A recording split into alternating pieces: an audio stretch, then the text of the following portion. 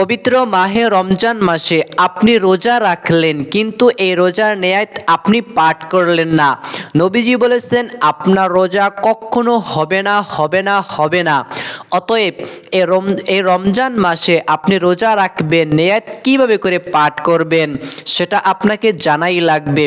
এমনকি আপনি যদি আরবিতে নেয়াত করেন, আপনার নেয়াত হবে কিনা সেটাও আমি জানিয়ে দেব। অনেকেই বলেন আরবিটা আমি পারি না, কিন্তু বাংলাটা করতে পারি, বাংলাটা করলে হবে কিনা সেটাও আমি আপনাদেরকে জানিয়ে দেব।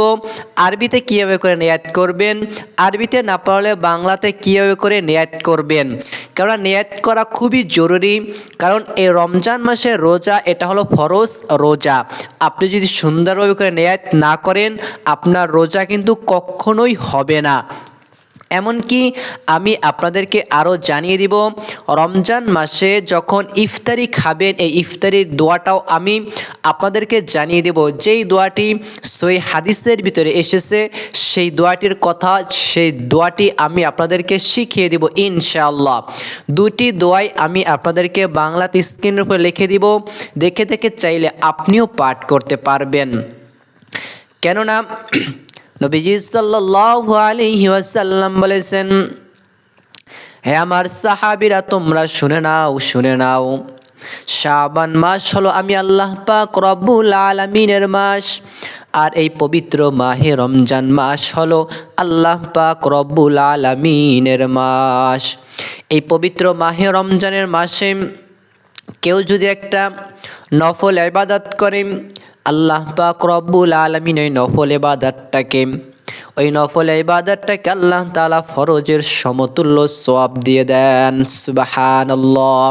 তাহলে অবশ্যই এই পবিত্র মাহে রমজানে বেশি বেশি করে নফল নামাজ, নফল কোরআন তেলাওয়াত, নফল কাজ বেশি বেশি করে আমরা করার চেষ্টা করব। এমনকি যে দোয়া দুইটির কথা বলেছি, সেই দোয়া দুইটা আমি বলতেছি, তার আগে একটু বলে নেই। রমজান মাসে প্রথম 10 দিন হলো রহমাত, তারপরে 10 দিন হলো মাগফিরাত, তারপরের 10 দিন হলো নাজাত। রমজানটাকে আল্লাহ তাআলা সুন্দর করে 10-এ 10-এ বিভক্ত করেছেন।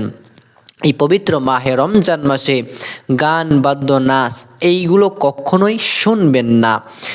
মাহে রমজান মাসে বেশি বেশি করে ইবাদত করবেন, নিজেকে পরিবর্তন করার চেষ্টা করবেন। আল্লাহ তাআলা আমাদের সকলকেই কবুল করুন। এখন আসেন, আপনি যদি রমজান মাসের এই রোজা রাখেন, আরবিতে যদি নিয়াত পারেন আরবিতে পাঠ করবেন, আর যদি আরবিটা না পারেন আরবিটা দ্রুত শিখে নেবেন, আপনি বাংলাতে নিয়াত করলেও হয়ে যাবে। আমি আরবিটা আপনাদেরকে পাঠ করে দিচ্ছি, আমার সঙ্গে সঙ্গে পাঠ করুন। আরবি নিয়াত এইভাবে করে করবেন, ভোর রাতে সাহরি খাবেন, খাওয়ার পরে আপনি ঠিক যখন খাবার দাবার একদম শেষ করে নেবেন, এরপরে আপনি যখন দেখবেন সময় আর নেই, সীমিত সময় রয়েছে, তখনই, অথবা আপনার মনে হয়েছে যে আমার খাবার দাবার খাওয়া শেষ আর আমি কিছু খাবো না, তখন আপনি এই নিয়াতটা পাঠ করে নেবেন। আর যারা ভোর রাতে উঠতে পারেন নাই, ধরেন আপনি ঘুমিয়ে গেছেন, ভোর রাতে উঠতে পারেন না, সকালবেলা উঠেছেন, এখন দেখতেছেন যে ফর্সা হয়ে গেছে, ভোর রাতে সাহরি খেতে পারেন নাই, তখন আপনারা এই নিয়াতটা, এই দোয়াটা পাঠ করে নেবেন আরবিতে। আর যদি আরবিতে না পারেন বাংলাতে কীভাবে করে পাঠ করবেন সেটা আমি বলে দিচ্ছি। আমার সঙ্গে সঙ্গে একটিবার পাঠ করুন, নাওয়াইতু আন আসুমা গাদাম মিন শাহরি রমাদানাল মুবারাকি فرضا لك يا الله فتقبل مني إنك أنت السميع العليم। আবারও পাঠ করতেছি, নাওয়াইতু আন আসুম্মা গাদাম মিন শাহরি রমাদানাল মুবারাকি ফারদান লাকা ইয়া আল্লাহু ফাতাকাব্বাল মিন্নি ইন্নাকা আনতাস সামিউল আলিম।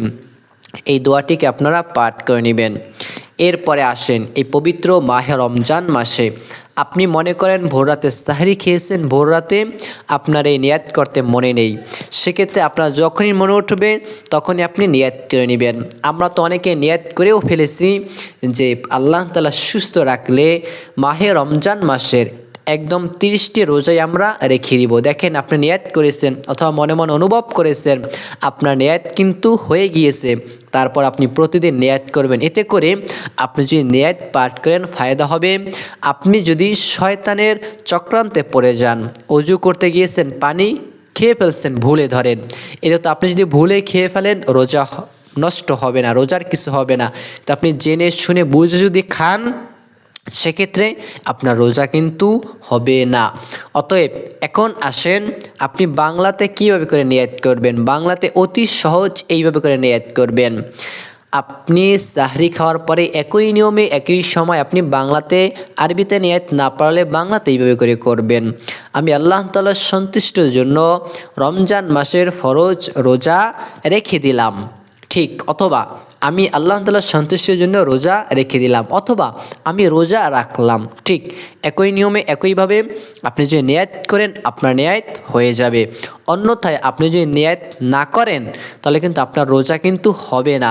আর আপনি যদি কাজা রোজা যদি রাখেন তাহলে আপনার কিন্তু বলতে হবে যে আমি অমুক বছরের অমুক দিনের কাজা রোজা রাখতেছি, তা না হলে কিন্তু রোজা হবে না। ঠিক একই নিয়মে আপনাকে পাঠ করতে হবে দুইটি সময় দুইটি দোয়া একই নিয়মে আপনি পাঠ করে নেবেন। আমি আবারও বলতেছি, আপনি যদি বিগত বছরে রোজা রাখেন সেক্ষেত্রে আপনাকে উল্লেখ করতে হবে যে আমি অমুক বছরে রোজা রাখতেছি। আর আপনি যদি এখন যেহেতু রোজা রাখবেন মাহে রমজান মাসে, আপনাকে উল্লেখ করতে হবে না, আপনি নিয়াত করবেন। যখনই মনে পড়বে যে নিয়াত করেন না, যখন মনে পড়বে তখন আপনি সঙ্গে সঙ্গে নিয়াতটা করে নেবেন। কারণ মনের ভিতরের খবর জানে একমাত্র আল্লাহ তাআলা, তিনি ছাড়া আর কেউ জানে না। তাহলে এইবারে আসুন, যখন আমরা ইফতারি খাবো তখন আমরা কোন দোয়াটা পাঠ করে নিব। সহিহ হাদিসের ভিতরে বর্ণনা করা হয়েছে এই ছোট্ট দোয়াটি অতি সহজ এবং সহিহ হাদিসের ভিতর থেকে নেওয়া হয়েছে। দোয়াটি আমার সঙ্গে সঙ্গে পাঠ করুন।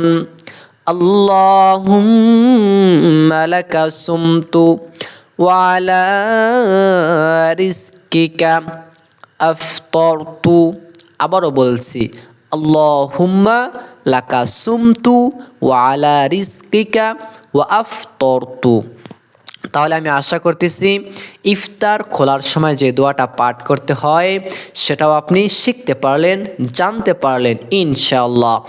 তাহলে প্রিয়দিনী ভাই ও বোনেরা, রমজান মাসে বেশি বেশি করে কোরআন তেলাওয়াত করবেন, নামাজ পড়বেন, গালিগালাজ, খারাপ কাজ, কাউকে ধোঁকাবাজি দেওয়া, এই সকল কাজ কখনো করবেন না।